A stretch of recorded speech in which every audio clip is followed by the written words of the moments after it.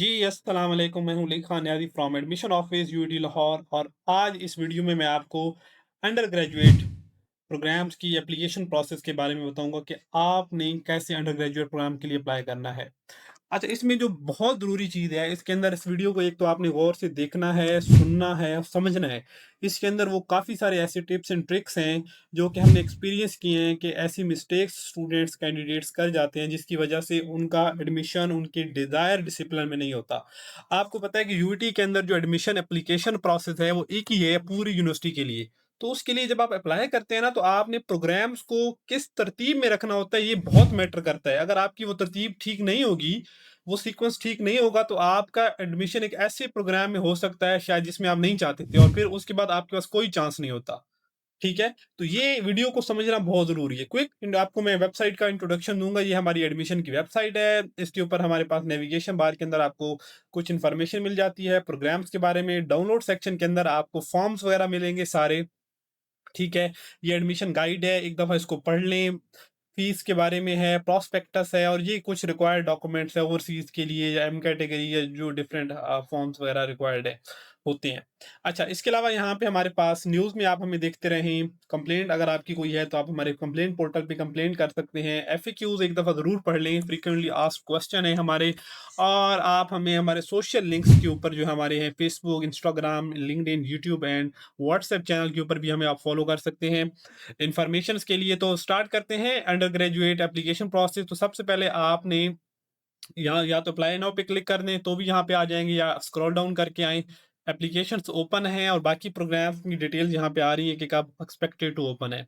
तो यहाँ पे हम ओपन पे क्लिक करते हैं और यहाँ पे करने के बाद आप जो है ना वो अप्लाई नाउ पे क्लिक करेंगे और आप नेक्स्ट पेज पे आ जाएंगे।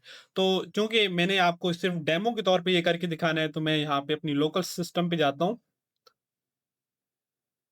तो यहाँ पे जब आप आएँगे, तो जैसे आपने अप्लाई नाउ पे क्लिक किया, तो यहाँ पे ये हमारा एक ओल्ड इंटरफ़ेस ही है जो पहले था। यहाँ पे सबसे पहला स्टेप होता है चालान जनरेशन का, दूसरा स्टेप होता है एप्लीकेशन को फ़िल करते हैं, तीसरा स्टेप आपकी एप्लीकेशन अप्रूवल होता है, चौथा स्टेप जो है ना वो आपकी मेरिट लिस्ट का होता है, और पाँचवाँ स्टेप जो होता है कि आप जो है ना इसमें ये भी होता है कि आप अपनी एप्लीकेशंस एडिट भी कर सकते हैं। अच्छा, अब जब आप एप्लीकेशन सबमिट कर देते हैं ना, एक दफ़ा एप्लीकेशन सबमिट हो जाती है तो आपकी एप्लीकेशन एडिट नहीं होती। फिर हम आपको इन डेट्स के दौरान अलाउ करेंगे एप्लीकेशन एडिट करने के लिए, लेकिन उसके लिए आपको 1500 रुपीज़ का चालान पे करना पड़ेगा। तो बेहतर यह है कि एक ही दफ़ा सोच समझ के एप्लीकेशन को फिल करें ताकि एडिट का केस बने ही ना। जनरेट चालान पे क्लिक करते हैं, तो यहाँ पे आप अपना कैंडिडेट अपना सीएनआईसी पुट करेगा, अपना फुल नेम, फ़ोन नंबर, और यहाँ पे आप अपना सेलेक्ट करेंगे, कैप्चा देंगे और जनरेट चालान पे क्लिक करेंगे। ठीक है? अच्छा, यूट्यूब की जो रिस्ट्रिक्शन है, हम पर्सनल डेटा कलेक्ट नहीं कर सकते, तो इस वजह से यहाँ पे इसको मैंने जो है ना वो हाइड किया हुआ है। अच्छा, अ, अब ये चालान जनरेट हो चुका है, एक डमी चालान मैंने जनरेट की है। अब चालान पे कैसे करना है? चालान को पे करने के 3 तरीकाकार हैं। आप एचबीएल की ऐप से भी कर सकते हैं, यूबीएल की ऐप से भी कर सकते हैं। आपकी अपनी ऐप ज़रूरी नहीं है कि आपकी अपनी ऐप हो, किसी को कह के भी आप पे कर सकते हैं। एचबीएल की ऐप का प्रोसीजर यहाँ पे लिखा हुआ है कि आप सबसे पहले ऐप के अंदर जाएँगे, वहाँ पे आप एजुकेशन फाइंड करेंगे, वहाँ पे आप यूटी स्कूल्स में जाके यूटी सेलेक्ट करेंगे। यूटी सेलेक्ट करने के बाद आप चालान नंबर एंटर करेंगे, आपकी डिटेल्स आपके सामने आ जाएँगी ये वाली, और आप चालान पे कर देंगे। एचबीएल यूबीएल में भी बड़ा सिंपल है। आप सिंपली क्या करेंगे, गवर्नमेंट एंड ऑनलाइन पेमेंट्स में जाएँगे, इंजीनियरिंग यूनिवर्सिटी सेलेक्ट करेंगे और वहाँ पे आप अपना पीएसआईडी टाइप के अंदर अपना चालान नंबर एंटर करेंगे। जैसे एंटर करेंगे आपकी डिटेल फैच हो जाएगी और आप पे कर देंगे। या फिर आप किसी भी यूबीएल की फिजिकल ब्रांच के अंदर भी जाके पेमेंट कर सकते हैं। तो बेहतर ये है कि ऑनलाइन कर लें। ऑनलाइन का ये फ़ायदा होगा कि आपको जाना नहीं पड़ेगा, और किसी को, आपके पास अगर ऐप नहीं है तो किसी से कह के भी करवा सकते हैं। ठीक है? अच्छा, पेमेंट के बाद आपने या तो यहाँ पे फिल एप्लीकेशन पे क्लिक करना है, या अपने नॉर्मल पेज के ऊपर आके फिल एप्लीकेशन पे क्लिक करना है। चूँकि चालान मैं ऑलरेडी ये पे कर चुका हूँ, तो मैं यहाँ पे अपना चालान नंबर पेस्ट करता हूँ और यहाँ पे अपना सीएनआईसी नंबर पेस्ट करता हूँ। ठीक है? लॉगिन पे क्लिक करते हैं और यहाँ पे एप्लीकेशन हमारी ओपन हो जाएगी। अब ये वाला इंटरफ़ेस बहुत ज़रूरी है, इसको समझना ज़रूरी है, इसके अंदर लिखी जाने वाली जो इंस्ट्रक्शन है, ये भी बहुत समझना ज़रूरी है। अदरवाइज़ आपका एडमिशन इफ़ेक्ट हो सकता है अगर आप कोई फ़ॉर्म के अंदर डेटा गलत ऐड कर देते हैं। किसी भी पॉइंट पे जाके यूनिवर्सिटी को पता चला कि आपने मिस इन्फॉर्मेशन यूनिवर्सिटी को प्रोवाइड की है, तो यूनिवर्सिटी के पास ये राइट है कि वो आपका एडमिशन जो है वो कैंसिल कर सकती है। तो इन तमाम मसले मसाइल से बचने के लिए सबसे बेहतर तरीकाकार ये है कि आप यूनिवर्सिटी को अपना करेक्ट डेटा ही प्रोवाइड करें। ये फॉर्म एक एप्लीकेशन फॉर्म आपको बाज़ाहिर नज़र आ रहा है, बट ये आपका कैरियर फॉर्म आप इसको कह सकते हैं, तो इसलिए इसको समझना ज़रूरी है। अच्छा जी, इश्यू आया पेमेंट का, वो मैंने पेमेंट को कंफर्म किया, तो पेमेंट अभी वो क्लियर नहीं थी, तो क्लियर होने के बाद जो है ना वो यहाँ पे आप आएँगे। अच्छा, यहाँ पे ये वाली जो बैच आपको नज़र आ रहा है ना, ये बड़ा इंपॉर्टेंट बैच है। ये बज़ाहिर तो एक छोटा-सा बैच नज़र आ रहा है। अच्छा, आपको पता है यूटी में 2 तरह के प्रोग्राम्स हैं। ऐसे प्रोग्राम जिनके लिए ईकेट का टेस्ट देना ज़रूरी है, जैसे इंजीनियरिंग के तमाम प्रोग्राम्स, कंप्यूटिंग के प्रोग्राम्स, आर्किटेक्चर का प्रोग्राम, ठीक है? इस तरह के ऐसे प्रोग्राम्स भी हैं जिसके लिए कोई टेस्ट की रिक्वायरमेंट नहीं है। आपका एफएससी की बेस के ऊपर और मैट्रिक के नंबर्स को मिला के एडमिशन होता है। तो उन कैंडिडेट को जिनके लिए टेस्ट रिक्वायर्ड नहीं है, उनको हम बोलते हैं नॉन ईकेट कैंडिडेट्स। और ये जो ईकेट हमारे देते हैं स्टूडेंट्स, उनको हम कहते हैं ईकेट कैंडिडेट। जब आप लॉग इन करेंगे ना, तो यहाँ पे लिखा आएगा यू आर नॉन ईकेट कैंडिडेट, या यहाँ पे लिखा हुआ आएगा यू आर ईकेट कैंडिडेट। अगर आपने ईकेट फेज वन दिया है, तो आप यहाँ पे लिखा आएगा यू आर ईकेट कैंडिडेट। अगर आपने फेज वन नहीं दिया और आप फेज 2 देना चाह रहे हैं, ठीक है?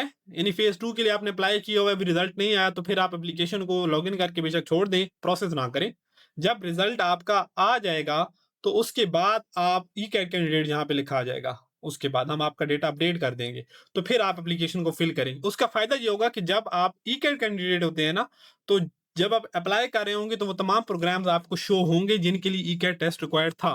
वरना अभी मैं अगर इसको प्रोसेस करता हूँ और मेरी जो डिज़ायर है उसमें ऐसे प्रोग्राम्स भी हैं जिसके लिए ईकेट मस्ट है, तो अभी मुझे वो प्रोग्राम शो नहीं होंगे, ठीक है? अच्छा, ये इंस्ट्रक्शंस एक दफ़ा पढ़ लें, मैं क्विकली इनको क्लिक करता जाता हूँ कि ये इंस्ट्रक्शंस मैंने पढ़ लिए हैं, क्योंकि मैंने खुद लिखी थी तो मुझे ये सारी पढ़ी हुई हैं, तो आपने एक दफ़ा वीडियो पॉज़ करके आपने इनको पढ़ लेना है, ठीक है? इंस्ट्रक्शन पढ़ने के बाद कंटिन्यू पे क्लिक करेंगे।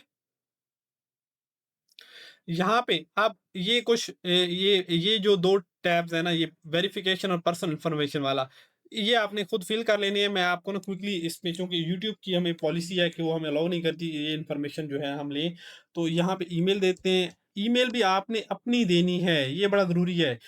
क्योंकि बाद में यूनिवर्सिटी आपको डेटा भेजती रहती है, चीज़ें करती रहती है, तो आपके लिए ज़रूरी है कि आप अपना ईमेल दें। अगर आप कहीं से अप्लाई करवा रहे हैं, किसी दोस्त से या किसी शॉप से, तो उनको बिल्कुल भी अलाउ ना करें कि वो आपका जो है वो बजाय अपना ईमेल दे दें, ठीक है? यहाँ पे आपने अपना आपको जो ईमेल आएगा, अब ईमेल समटाइम ना आपका स्पैम में चला जाता है, तो आपने वहाँ से द देख लेना है। लिखा हुआ भी है नीचे, कंटिन्यू पे क्लिक करते हैं।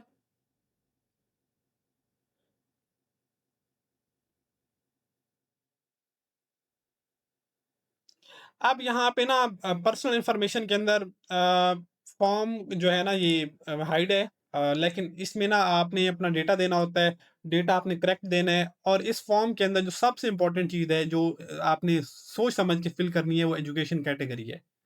आपने अपनी एजुकेशन कैटेगरी वो सिलेक्ट करनी है जो आपने एजुकेशन की है, क्योंकि इस कैटेगरी की बेस पे आपको आगे प्रोग्राम शो होंगे। अगर आपने गलत कैटेगरी सेलेक्ट कर दी, तो आपको आगे डिफरेंट प्रोग्राम शो होंगे और क्या पता आपका डेटा बाद में डिस्क्वालीफाई हो जाए आप। ठीक है? तो डेटा जो है ना आपने सोच समझ के थोड़ा टाइम लगा के बैठ के फिल करना है। तो मैं क्विकली फॉर्म फिल करता हूँ।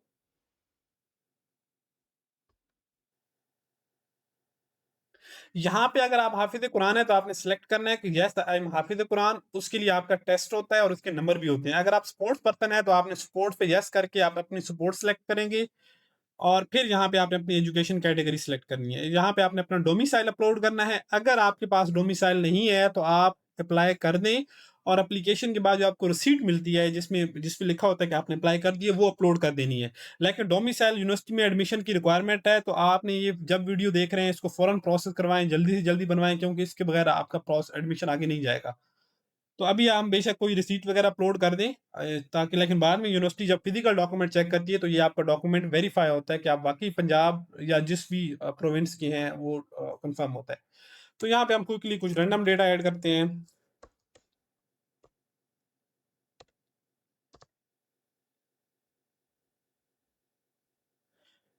लेकिन आपने ये अपने नंबर जो है ना वो बिल्कुल करेक्ट एंटर करनी है, क्योंकि अगर आपने नंबर अपने करेक्ट नहीं एंटर किए तो आपका एग्रीगेट गलत कैलकुलेट होगा, फिर आपकी एलिजिबिलिटी का मसला बनेगा। तो ये आपने बड़े सोच समझ के जो है ना फॉर्म्स को फिल करना है, एक दफा क्रॉस चेक करना है अपने डेटा को।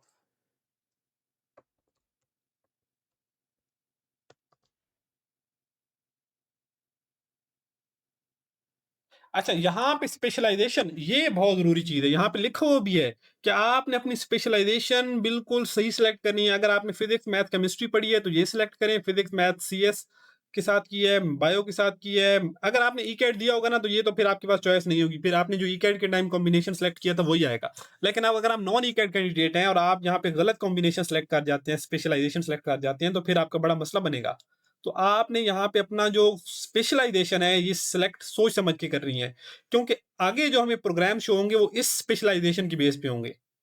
तो फॉर एग्जाम्पल मैं सीएस के साथ हूँ, अब मैट्रिक इंटरमीडिएट, यहाँ पे हम अगर आपने एफएससी कंप्लीट कर लिया है तो आपने अपने नंबर वगैरह एंटर करने हैं। अगर आपके एफएससी का रिजल्ट नहीं आया सेकंड ईयर का तो आपने इसको अनचेक करके आपने अपना रोल नंबर वगैरह डिटेल जो स्लिप है वो अपलोड कर लेनी है। ठीक है,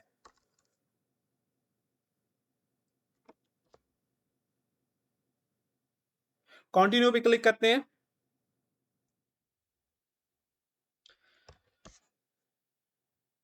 नेक्स्ट पेज है एग्रीगेट का। अगर आप ई कैट कैंडिडेट होंगे तो आपका ई कैट का भी एग्रीगेट शो हो रहा होगा। अगर हम नॉन ई कैट कैंडिडेट हैं तो हमारा सिर्फ नॉन ई कैट का एग्रीगेट शो हो रहा है।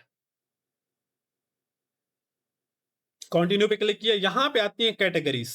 ये पार्ट बहुत ज्यादा इंपॉर्टेंट है। एक तो A1 और A2 बाय डिफॉल्ट सिलेक्टेड होंगी। इसके अलावा अगर आप किसी कैटेगरी में एलिजिबल हैं तो आप इसकी डिटेल्स पढ़ें, आपको ये डिफरेंट शो होंगी।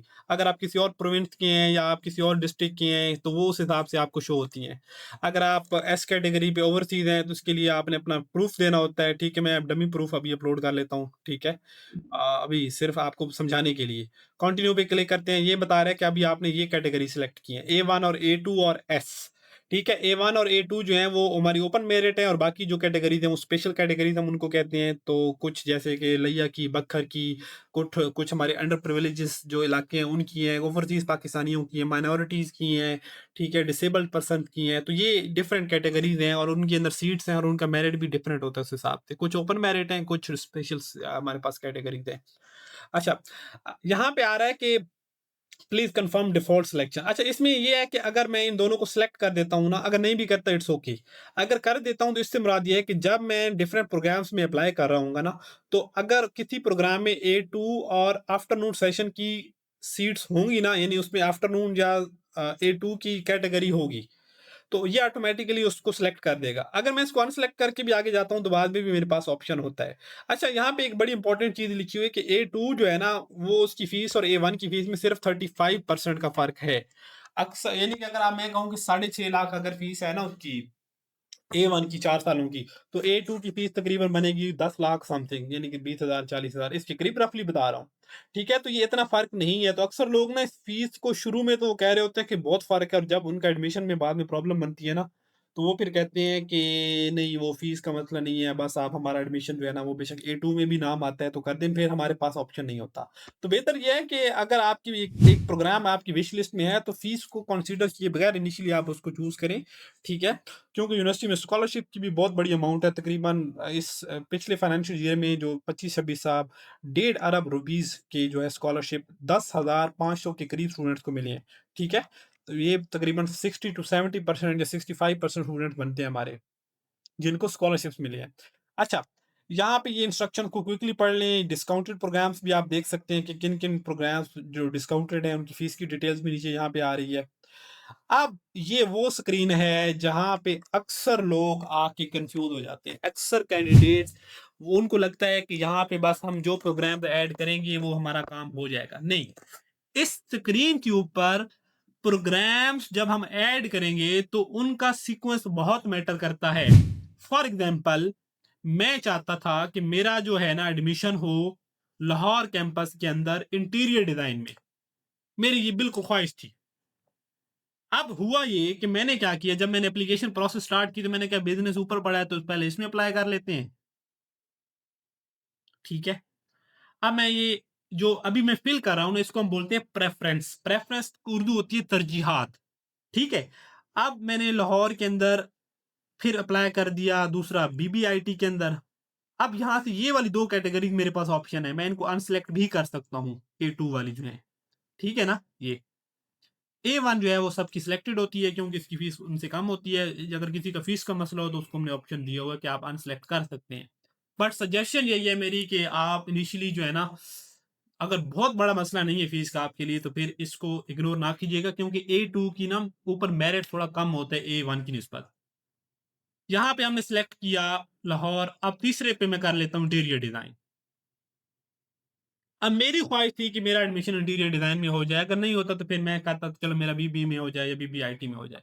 अब ये मैंने कर दी बहुत बड़ी गलती, बहुत बड़ी गलती कर दी है।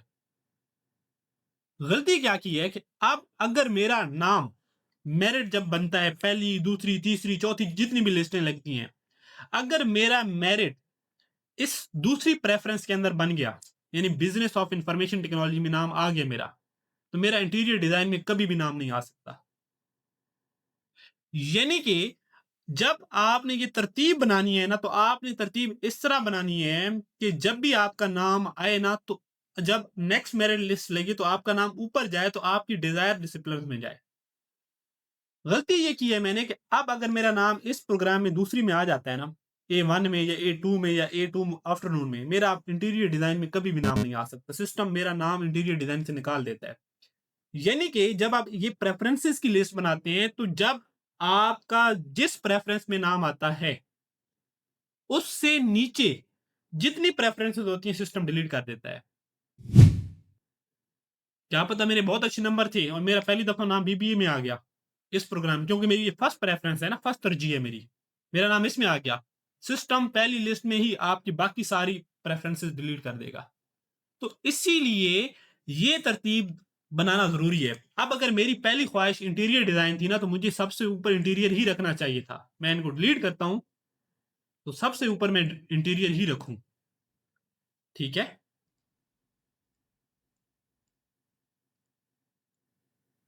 आपने इंटीरियर डिजाइन सबसे ऊपर रखा।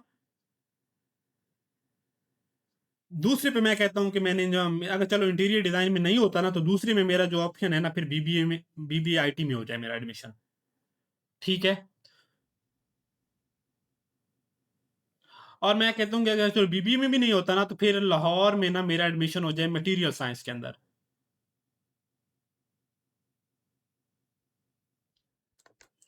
अब सिस्टम जब आपको चेक करता है ना, वो ऐसे करता है। सबसे पहले आपको वो चेक करेगा जब पहली मेरिट लिस्ट लगेगी कि क्या आपका नाम इंटीरियर डिजाइन में मेरिट बनता है। बनता है तो आपको दे देगा, बाकी सारा रिकॉर्ड डिलीट हो जाएगा नीचे वाला। अगर आपका नहीं बनता तो आपकी सेकंड प्रेफरेंस को देखेगा। इंफॉर्मेशन में आपका कहीं इनमें से किसी कैटेगरी में बनता है, नहीं बनता फॉर एग्जाम्पल, तीसरी में देखेगा। तीसरी में बनता है, फॉर एग्जाम्पल आपका तीसरी पहली लिस्ट लगी और तीसरी प्रेफरेंस आपकी सिलेक्ट हो गई, तो तीसरी के बाद जितनी भी होंगी ऑनवर्ड वो डिलीट हो जाएंगी। जब नेक्स्ट मेरिट लिस्ट लगेगी तो आपकी ये ऊपर वाली प्रेफरेंसेस को कंसीडर करेगा। क्या पता नेक्स्ट में मेरिट थोड़ा कम हो और आप इधर चले जाएं, शिफ्ट हो जाएं, और थर्ड में मेरिट कम हो तो आप ऊपर शिफ्ट हो जाएं। तो इसीलिए हम कहते हैं कि ये प्रेफरेंसेस जो हैं यूटी में अप्लाई करने के लिए, is not just a list, actually this is a list of your desire discipline. तो ये लिस्ट की तरतीब बड़ी मैटर करती है। होता यह है कि अक्सर स्टूडेंट्स इसको बड़ा रैंडम बना लेते हैं। फॉर एग्जाम्पल हुआ ये कि आपने इतने ज्यादा प्रोग्राम्स ऐड करते गए करते गए करते गए, पहली लिस्ट में लगी आपका नाम तो कहीं आ गया, लेकिन यूटी में फिर ये मस्ट होता है कि जब पहली लिस्ट लगती है, तो जब आपका नाम आ जाता है ना लिस्ट में, आपने विद इन टाइम, जो आपको टाइम लाइन दी जाती है, उस दिन वो डॉक्यूमेंट और फीस जमा करानी होती है। ये नहीं होता कि आप वो नेक्स्ट लिस्ट का वेट करेंगे, नहीं। अगर आप फीस और डॉक्यूमेंट नहीं जमा करवाते, आपका नाम आता है, तो नेक्स्ट लिस्ट में से आपको निकाल दिया जाता है, आपका नाम कंसिडर नहीं होता। तो इसलिए आप वो लिस्ट वही बनाएं जिसमें, ताकि एडमिशन हो तो आप उसमें फीस जमा करा भी दें, तो फिर वो मसला ना हो। अक्सर लोग ना ये करते हैं कि उनका नाम आ जाता है, वो कहते हैं नहीं चलो ये तो हमने प्रोग्राम में अप्लाई किया था, इसमें हमने नहीं जाना, फीस जमा नहीं करवाते, नेक्स्ट लिस्ट में ना हम देखेंगे। नेक्स्ट लिस्ट में आपको नहीं कंसीडर किया जाता। दोबारा बता रहा हूं कि जब आपका पहली लिस्ट में नाम आ जाता है, तो चाहे वो पहली लिस्ट हो, चाहे वो दूसरी दफा लग रही हो, तीसरी लग रही हो, जब पहली दफा आपका नाम आएगा ना लिस्ट में, आपने फीस जमा करा के अपना एडमिशन सिक्योर करना होता है। जब एडमिशन सिक्योर कर लेते हैं, तो फिर फर्दर जो लिस्टें लगती हैं उनमें आपका नाम कंसीडर होता है, वरना नाम कंसीडर नहीं होता आपका। ठीक है? अच्छा, ये जो प्रेफ़रेंस लिस्ट है ना, ये जितनी भी बड़ी बनाना चाहें आप बना सकते हैं। फॉर एग्ज़ाम्पल एक बच्चा है इंजीनियरिंग में जाना चाहता है, तो वो अपने इंजीनियरिंग के सारे प्रोग्राम्स अपने हिसाब से ऐड कर सकता है। फॉर एग्ज़ाम्पल उसकी पहली ख़्वाहिश मैकेनिकल की है, दूसरी इलेक्ट्रिकल की, तीसरी सिविल है, उस तरतीब से बनाए वो। एक कंप्यूटिंग का बच्चा है, वो कंप्यूटिंग में और एक मिक्स करना चाहता है, mix. You can add any number of programs in this list, इसमें कोई रिस्ट्रिक्शन नहीं है। जस्ट आपने 3000 का चालान दिया, you can apply on all the programs, but at a time आपका एडमिशन एक में होगा। ठीक है? जब एक में होगा, आप डॉक्यूमेंट जमा करवा देंगे, फीस जमा करवा देंगे, तो फिर अगली लिस्ट लगेगी, तो आपका अगर मेरिट किसी ऊपर वाले प्रोग्राम में बन रहा होगा, तो उसका आपका नाम उसमें ऑटोमेटिकली शिफ्ट हो जाएगा। ठीक है? नेक्स्ट चलते हैं जी। अगर आपने मज़ीद प्रोग्राम ऐड करने हैं, तो ऐड मोर पे क्लिक करें, अगर आपने नहीं करने हैं, तो हमने नेक्स्ट प्रोसीड पे चले जाते हैं। अब आता है हमारा रिव्यू का सेक्शन। रिव्यू के सेक्शन में आपने अपना सारा डेटा जो है ना, बैठ के वेरीफ़ाई करना है। ये सारा डेटा, ठीक है? वेरीफ़ाई करना है। अब मैंने चूँकि इसको हाइड कर दिया, इसमें कुछ मेरी पर्सनल इन्फॉर्मेशन भी थी, तो उसके बाद कंटिन्यू पे क्लिक करते हैं।